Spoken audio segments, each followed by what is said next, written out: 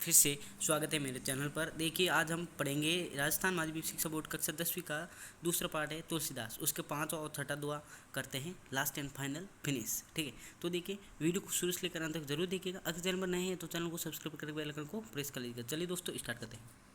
देखिए, पांचवा है कि तुम तो कालू हाक जनु लावा, बार बार मोही लागी बोलावा। अर्थात इसे कहते हैं तुम यहाँ शब्द आया है परशुराम के लिए, यानी लक्ष्मण कहते हैं किससे? परशुराम से, कि कालू हाक जनु लावा। अर्थात कि आप तो मानो अपने हाथ में लेकर चलते रहते हो मृत्यु को, बार बार मोही लागी बोलावा, और बार बार मेरे लिए क्या है? बुलावा कर रहे हो, बुला रहे हो।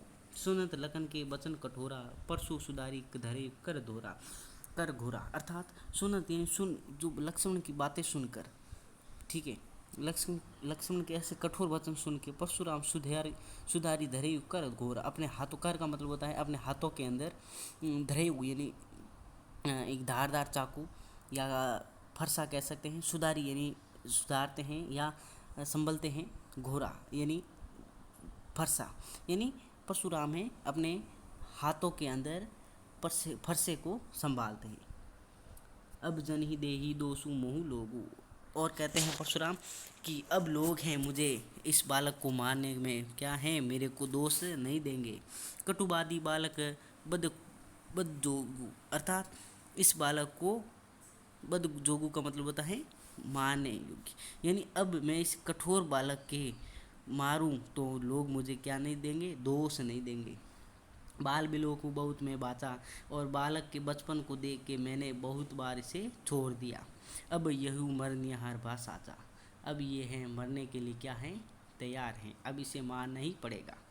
कौशिक कहा समी अपराधु, बाल दोष गुण गुण न साधु। और कौशिक यहाँ है कि, किसके लिए? विश्वामित्र के लिए आया है कौशिक, यानी कौशिक कहते हैं कि अपराध को माफ़ कीजिए। बाल दोष गुण गणी न साधु। और सज्जन लोग होते हैं बालक के दोष और गुण को कभी देखते नहीं हैं, और बालक के दोष को क्या कर देते हैं? माफ़ कर देते। खर कुठार में अक्रूर को ही, आगे अपराधी गुरुद्रोही। और कहते हैं कि कठोर वचन बोलने वाले अक्रूर बालक मेरे सामने खड़ा है, आगे खड़ा है। आगे का मतलब है मेरे सामने खड़ा है। अपराधी यानी कठोर या अपराध कह सकते हैं अपराधी। गुरुद्रोह यानी गुरु का अनादर करने वाला मेरे सामने खड़ा है, और मैं इसे छोड़ दूँ? उत्तर दे तो छोड़ू बिन मारे। और मेरे सामने उत्तर दे जा रहा है, और मैं इसे बिना मारे छोड़ दूँ? केवल कौशिक सील तुम्हारे। और विश्वामित्र कहते हैं ये जो सील है वो किसके लिए है? तुम्हारे लिए है।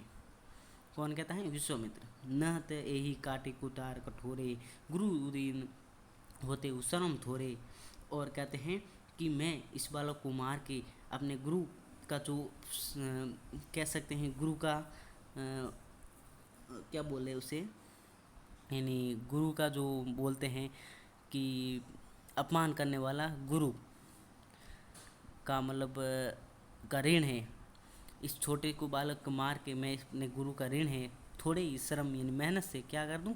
मुक्त हो जाऊंगा, और मेरा जो गुरु का ऋण है वो मुक्त हो जाऊंगा। गादी सुन के हृदय हंसी, मुनि हरि अरि अरिय सूज। अर्थात गादी सुनी यानी विश्वामित्र ये सुन के अपने मन नहीं मन क्या है? हंसते हैं। मुनि हरि अरि हाई सूज। और मुनि यानी किसको कहते हैं?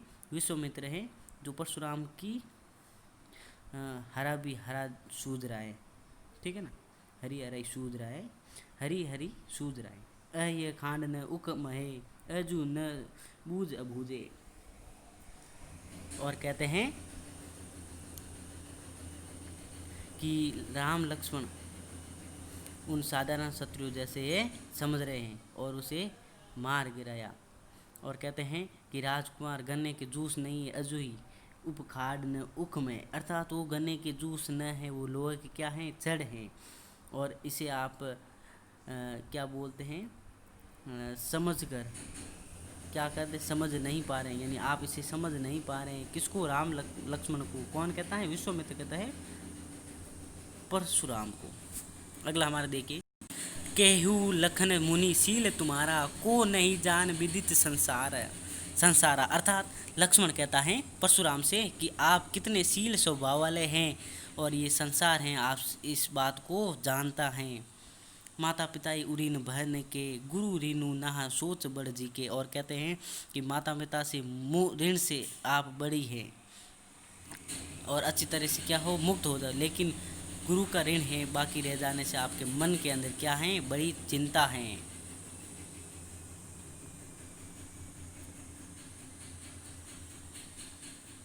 गुरु ऋण ने आपके संसार के अंदर क्या है, मन के अंदर बड़ी चिंता थी। सो जनु हमरे ही माते काढ़ा, दिन चली गए ब्याज बढ़ बाड़ा। और कहते हैं कि अपने उस ऋण को अपने माथे पर चढ़ा दिया है और दिन भी बहुत हो गए, इसलिए इस ऋण का ब्याज है काफ़ी बढ़ गया है। अब आनी है ब्याह अरी आहा बोली, तुरंत देहूँ मैं थैली खोली, सुनी कटु बचन कुठार सुधारा, हाय हाय सब सबा पुकारा। तो इसका मतलब होता है कि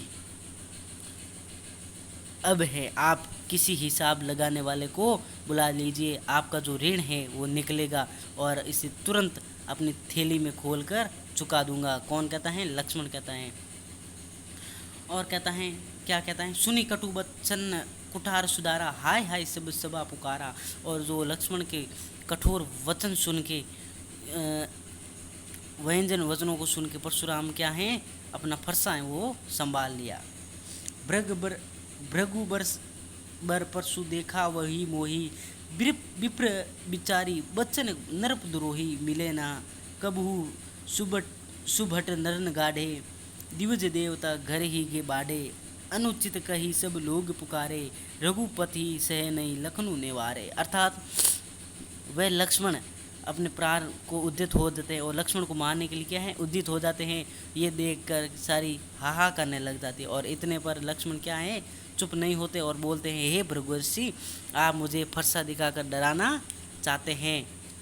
अरे क्षत्रियों के शत्रु हो, आप ब्राह्मण हैं, इसीलिए मैं आपसे युद्ध से बच रहा हूँ। आपका अभी तक युद्ध अच्छे योद्धाओं के साथ पाला नहीं पड़ा, आप अब घर में ही वीर बने हुए हैं। ये कौन कहता है, लक्ष्मण कहता है। और कहता है, लक्ष्मण को अभद्र वचन कहते हैं और लोग आपके व्यवहार की क्या करते हैं, निंदा करेंगे। और राम के नेत्रों में संकेत से लक्ष्मण को भी अधिक बोलने से मना कर दिया राम ने, ठीक है ना। लखन उतरे आयुति शरीर से, भृग रुच को पुकार, बढ़त देखी जल सम वचन, बोले रघुकुल भानु। और कहते हैं, परशुराम जो है क्रोध रूपी अग्नि को लक्ष्मण के उत्तर आहुति के समान भड़का रहे थे, तब क्रोना अग्नि ने क्या कर दिया, इसको देखते ही जल के समान शीतल वचन बोलकर परशुराम क्रोध को शांत करने का प्रयास किया। तो देखिए, आपको मैंने 5 छठा क्लियर बता दिया था, उससे पहले भी बताया था। अगर आपको ये वीडियो पसंद आया तो लाइक करें, शेयर करें और हमारे चैनल को सब्सक्राइब करें। आज के लिए बस नहीं, और मिलेंगे नेक्स्ट वीडियो में। तब तक के लिए जय हिंद, जय भारत, वंदे मातरम।